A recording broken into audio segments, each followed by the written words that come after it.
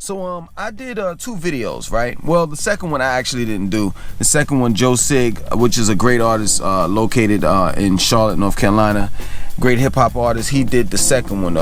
But I did 2 videos on hip hop on my old channel on Langston, called Langston 2092. The 2 videos that I did was should hip hop be canceled? That's the one that I did, and the second one that I did, and actually Joe Sig gave his opinion on today's hip hop and is it really dead? The video's called Is Hip Hop Really Dead? And in those videos, those 2 videos, I fail to mention, what I'm about to talk about now.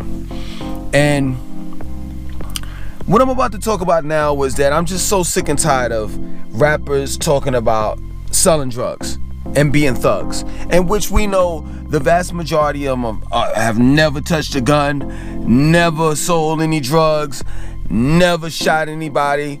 They were just middle class kids, wanting to get put on. And it's just that plain and simple. And it's crazy because, at the end of the day, I'm not no street dude by far, so don't get it twisted. But it's crazy because now I'm entering to the gun world, 2A, the Second Amendment, the right to bear arms, and I'm learning, I'm being trained. Somebody's actually teaching me the right way to hold a gun, gun safety, and just how important guns are. Guns are not here for you to show them off, play around with them. They are strictly here to protect and defend you and your family, and that's it. So now that I'm learning, I'm going through training, I'm looking at these videos and I'm seeing how these rappers are holding guns, and I'm like, yo, it's obvious they don't know anything about guns, because everybody knows that you never put your hand on your finger on the trigger, no matter whether the gun is loaded or unloaded. You never put your finger on the trigger unless you're going to use it. And another thing that I've learned, as far as dealing with Pretty Ricky and just people that I've been in the range with, just certain guns are they're useless, they're meaningless. Like a 22 handgun, it always jams. Like, we were shooting off the 22 handgun, and I'm telling you, like, it jammed like 4 or 5 times at the range. Now imagine if you was really getting into it with somebody, like a shootout, you was protecting, defending your family, and the gun jams. And this is split seconds you have to be on your feet. So it's certain guns that I'm seeing, I'm learning, and I'm like, yo, these guns are useless. Why are they even flaunting these guns around? And in the gun world, 2A, it's like they're laughing at these black rappers, because the guns that they're parading around are useless. And at the end of the day, that these people and the way that they aiming the gun, it's obvious. I'm saying, like a handgun, you aim with 2 hands, not with 1. And most of these rappers don't even know how to hit a target.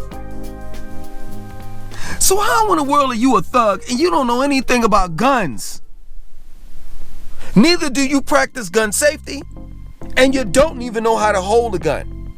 You don't even know what kind of gun you have and what it can do. And it's crazy to me. I'm sick and tired of these rappers claiming that they're thugs, claiming that they sell drugs, making people believe, specifically the youth, that they big and tough. And in reality, they're just like Tekashi 6ix9ine. If they were ever to have gotten to a jam, they would snitch. And it's just crazy to me how commercialized hip hop has become, and how much hip hop has been slutted out. That really young black rappers and white are just using hip hop. They're just making money off of it. They don't care about the culture. They don't care about the rules and regulations of, you supposed to write your own rhymes. You're supposed to put substance inside your songs. They don't care about none of that. What they care about is the bag. And it's just that plain and simple. And I said it in one of my videos. I just wish that we just left hip hop alone. That we never turned hip hop into a commodity. That we never wanted to make money off of hip hop, because now this is the end result. We put hip hop on the shelf and we worried about the bag. We're not worried about continuing on the culture so that the next generation can make money. The next generation can have something that's there for them. That's not what we're worried about. What we're worried about, or what our main focal point is, how can we pimp this culture called hip hop? And now you have everybody pimping our culture. And it makes no sense to me. I just don't understand. I don't understand you rappers. I just don't. Why do you all continue to carry on with this negative stigma of a rapper being a drug dealer?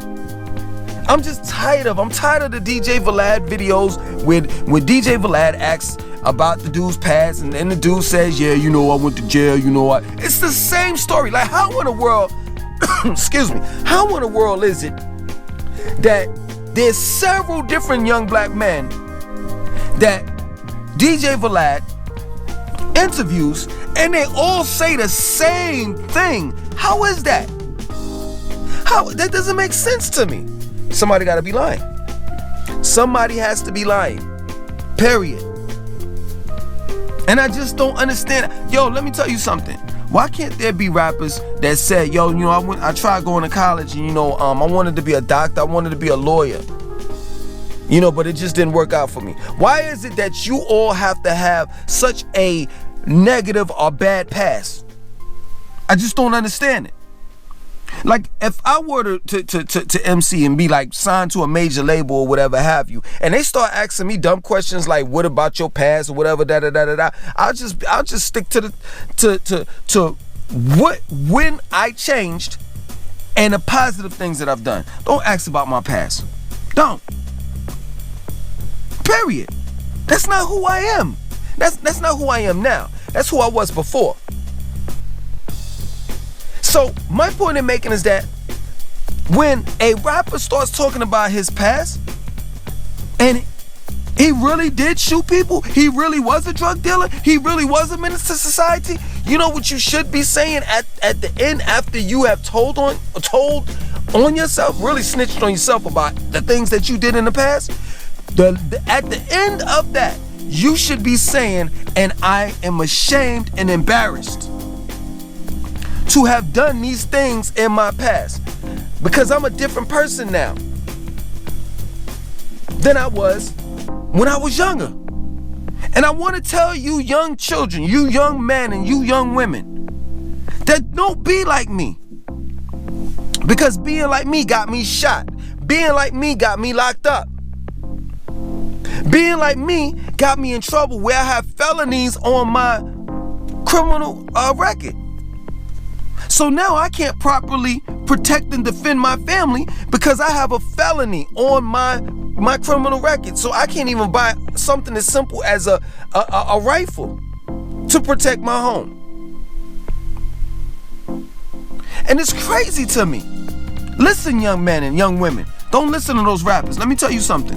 If you so fascinated in guns and protecting yourself, let me tell you something. You can legally own a firearm if you don't have any type of felonies or any felonies or anything relating to abuse. So, you put your hands on somebody or something like that.